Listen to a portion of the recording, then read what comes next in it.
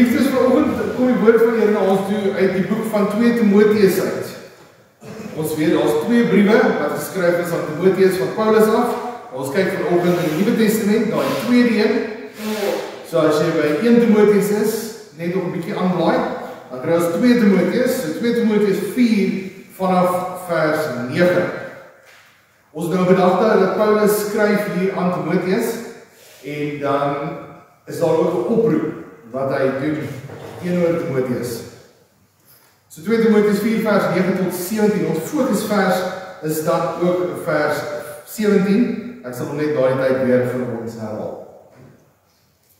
Hou nou 'n gedagte, Paulus skryf aan Timoteus, en hy sê, probeer so gou moontlik na my toe kom, want Demas het die teenwoordige wêreld lief gekry, en my verlaat en na Thessalonika vertrek. Crescens is na Galasië en Titus na Dalmatie toe. Net Lukas is by my. Gaan haal vir Markus en bring hom saam met jou, want hy kan my tot groot diens wees. Tychicus het ek na Efese toe bestuur.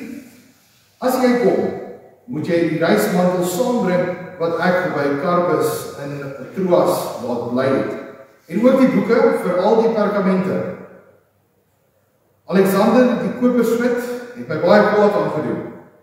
Mag die Here hom vergeld vir wat hy gedoen het. Jy moet ook vir hom op die hoede wees, want hy het ons prediking heftig teengewerk.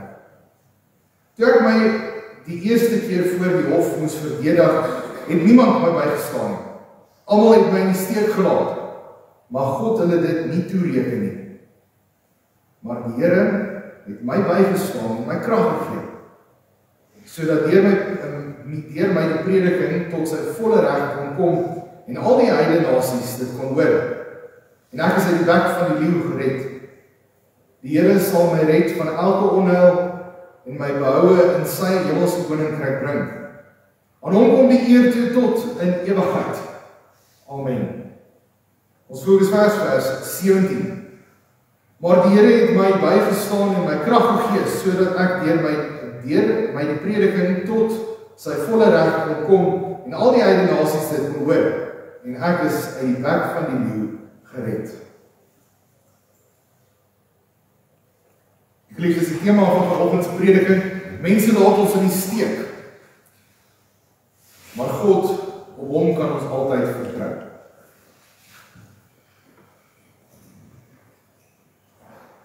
Geliefdes, dink vir 'n oomblik aan die volgende 3 stellings. Die mense wat jy die meeste vertrou, is baie keer, nie in alle gevalle nie, let wel, ons kan nie veralgemeen nie, maar in baie gevalle die wat ons in die steek laat.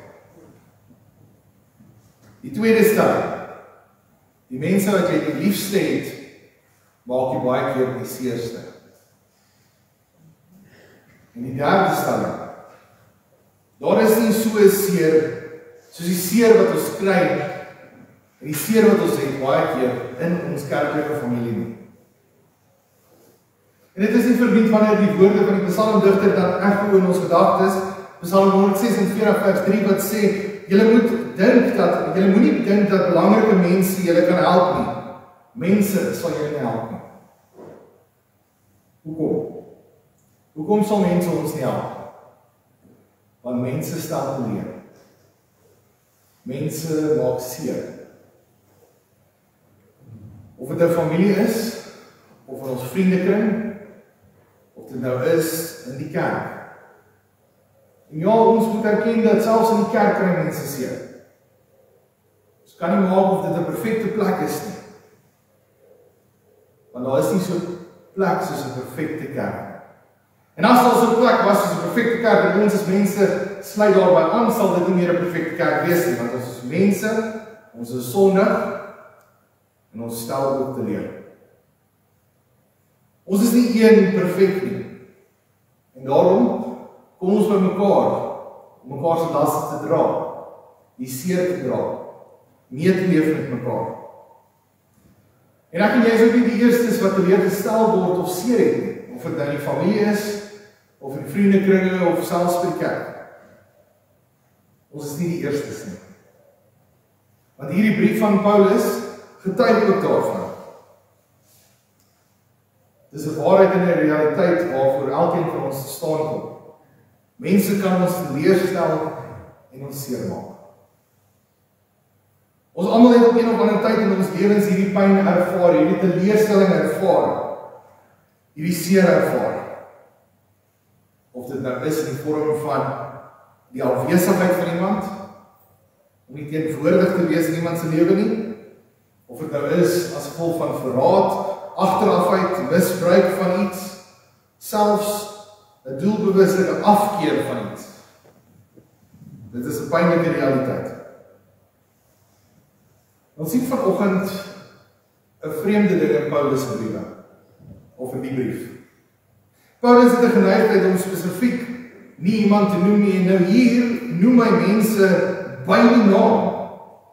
Hy wyk 'n bietjie af van die tradisionele manier hoe hy sy briewe skryf, want dit is hoofsaaklik opbouend, dit is hoofsaaklik lerend.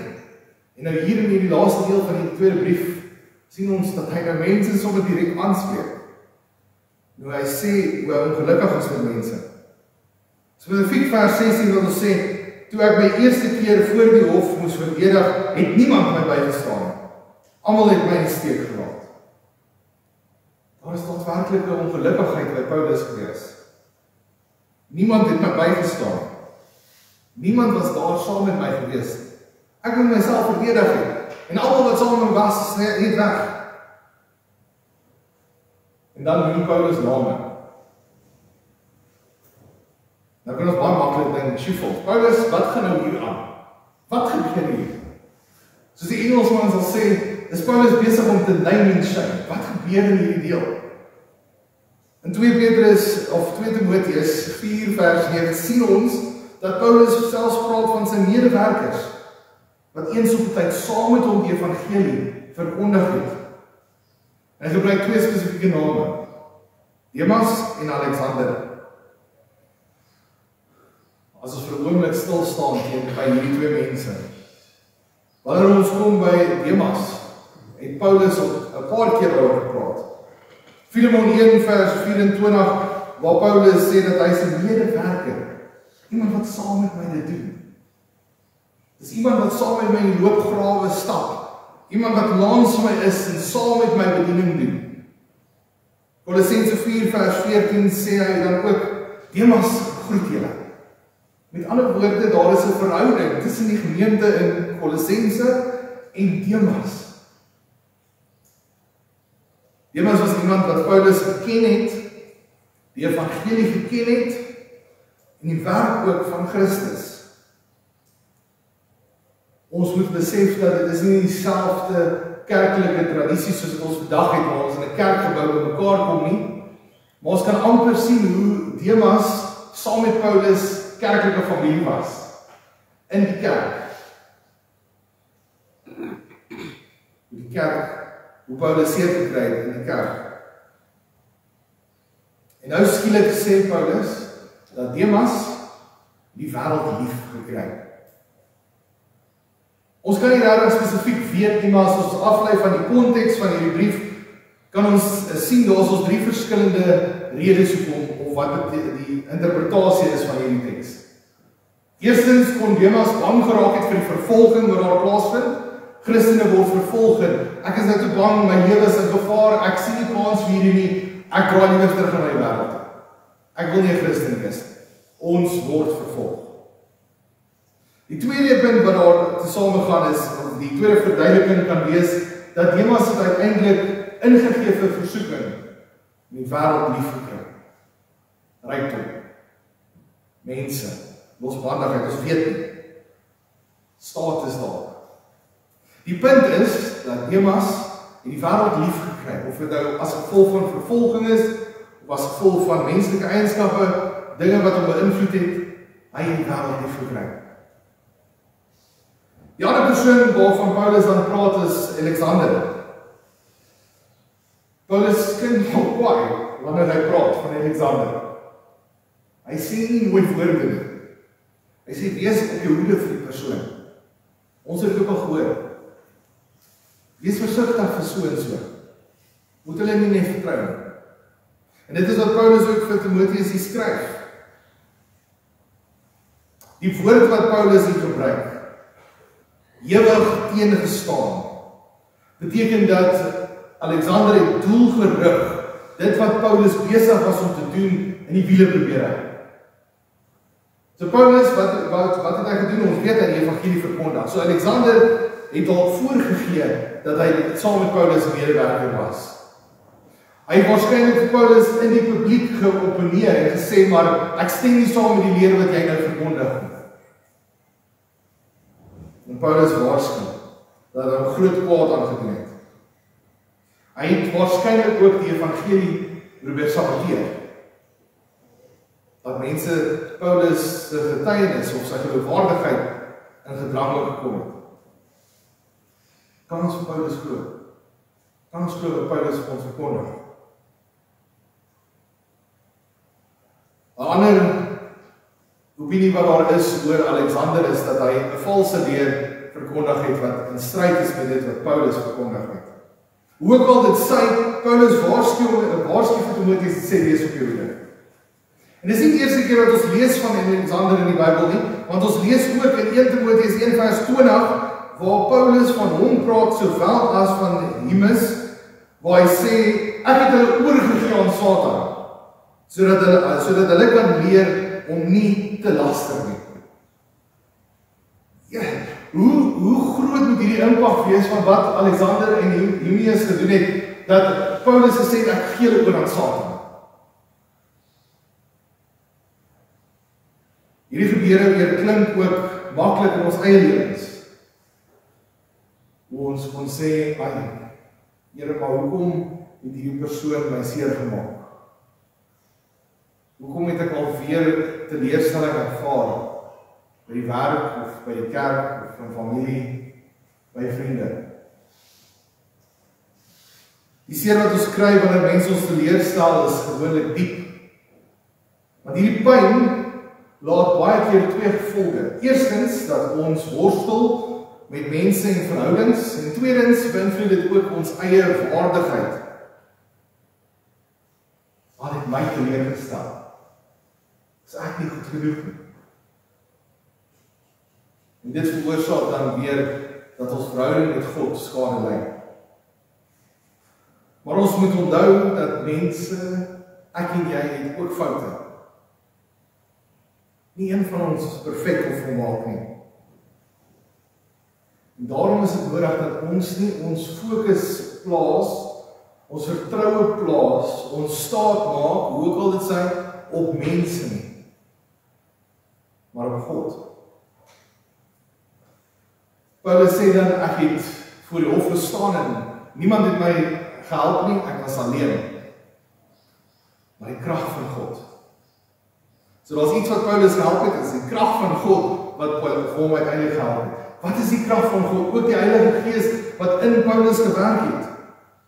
Want die Here is getrou en stel nooit teleur nie.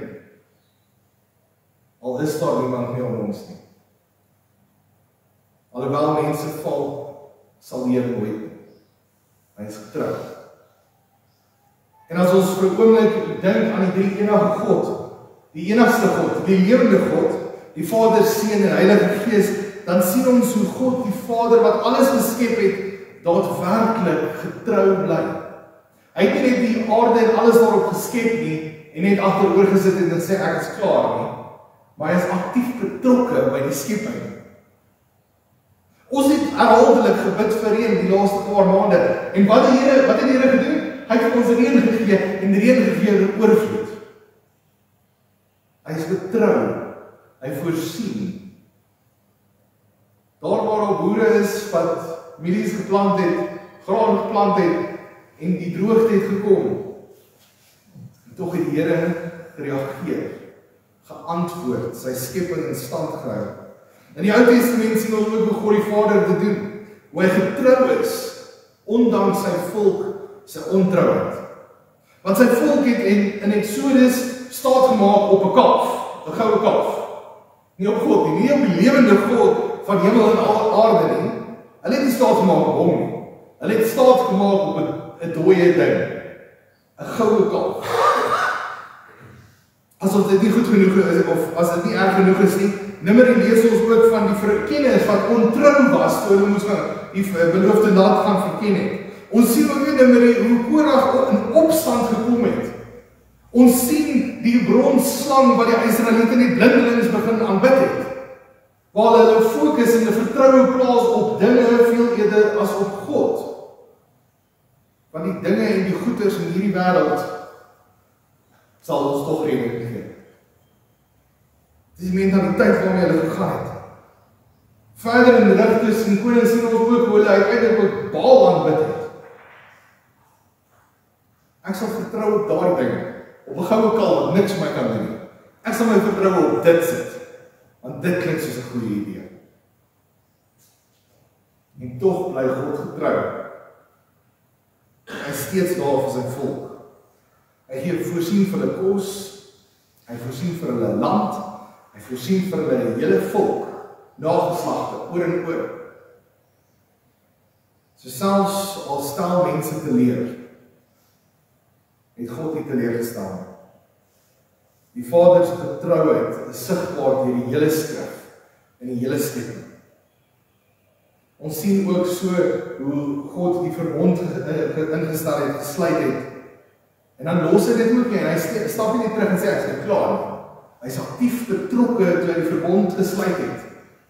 Jare later vloei dit voort in Christus wat gekom het en dit vervul het. En dit is die tweede punt van die drie eenheid, Christus, die Seun. Hoe hy gestuur is in hierdie wêreld in. Want God het geweet, ons kan nie ons eie sonde skuld dra nie. Weereens die Vader wat getrou is.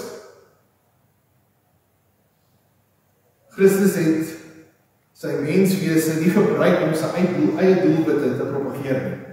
Baie maklik, omdat Christus volgelinge gehad het, kon hy allerlei goedes gedoen het, en het hy dit gedoen? Nee, hy het nog steeds in gehoorsaamheid op die Vader gelewe. Hy vertrou op die Vader, nie op mense nie. Nie op status of klas of enigiets nie. Maar op God, die Vader.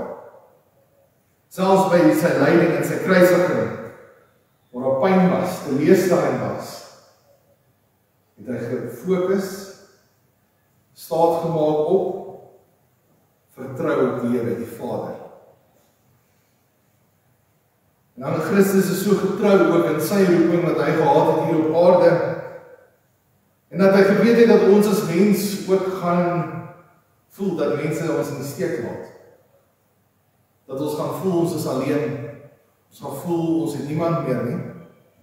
En daarom het hy ook gesê in Johannes 14 vers 16 tot 17, ek laat aan julle ook iets na. En wat is dit? Is die Heilige Gees. So God die Vader stuur Christus die Seun, en Christus die Seun laat ook agter die Vertrooster, die Heilige Gees. Om ons te herinner dat ons nie alleen is nie. Om ons te herinner dat ons nie teleurgestelde mense hoef dit ons ondergang te beteken nie. Maar dat ons alleenlik kan fokus en staat maak op God die Vader. Maar die Heilige Gees is ook die een wat ons herinner daaraan wanneer ons hartseer alleen en eensaam voel, wanneer ons teleurgestel voel in mense.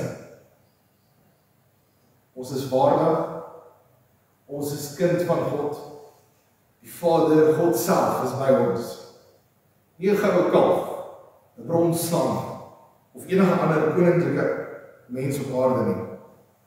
Wanneer ons ook terugkyk oor ons eie lewens, dan kan ons ook sien hoe die Here konsekwent was en ons daaraan herinner het.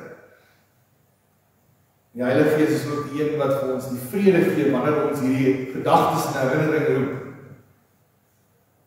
Dat God waarlik by ons is. God is by sy mense.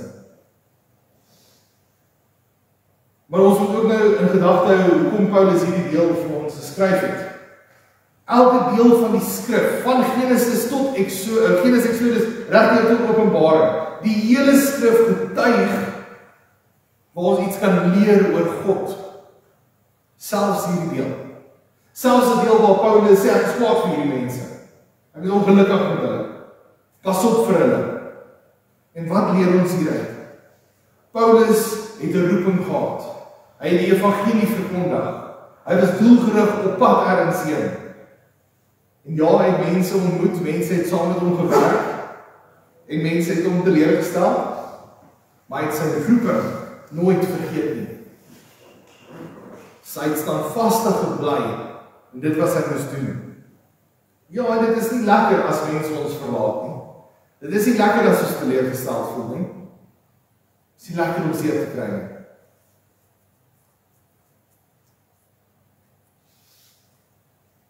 Paulus het ook nie toegelaat dat menslike tekortkominge, ander mense se gebreke, hou in gedagte dat Paulus het ook baie gebrek gehad. Maar hy het nie toegelaat dat dit sy roeping beïnvloed nie. En ons is geroep om teenwoordigers te wees van God op aarde. So terwyl ons dit doen, gaan ons mense kry wat ons teleurstel. Ons gaan mense kry wat ons seermaak. Want ons moenie ons roeping vergeet nie. Daar waar ons geplant is by die werk, in 'n spesifieke familie, in 'n vriendekring, in 'n kerk. Paulus volhard omdat hy Christus ken. Paulus volhard want hy het 'n verhouding met Christus, met God. So hy weet wat die bron van sy krag is. Paulus volhard want hy ken ook die lewe van Christus. Markus 14 vers 50. Toe het al sy disippels hom verlaat en gevlug. Christus is verlaat deur sy disippels. Lukas 22 vers 61 tot 62. Die Here het omgedraai na Petrus gekyk en Petrus het buite toe gegaan en bitterlik geween. Hoekom? Want Petrus was een van Jesus se naaste disippels en het hom ook 3 keer verloon. Lukas 22 vers 47 tot 48. Judas, verraai jy die seun van die mens met 'n soen? Judas het Christus ook uitgelewer met 30 silwer muntstukke.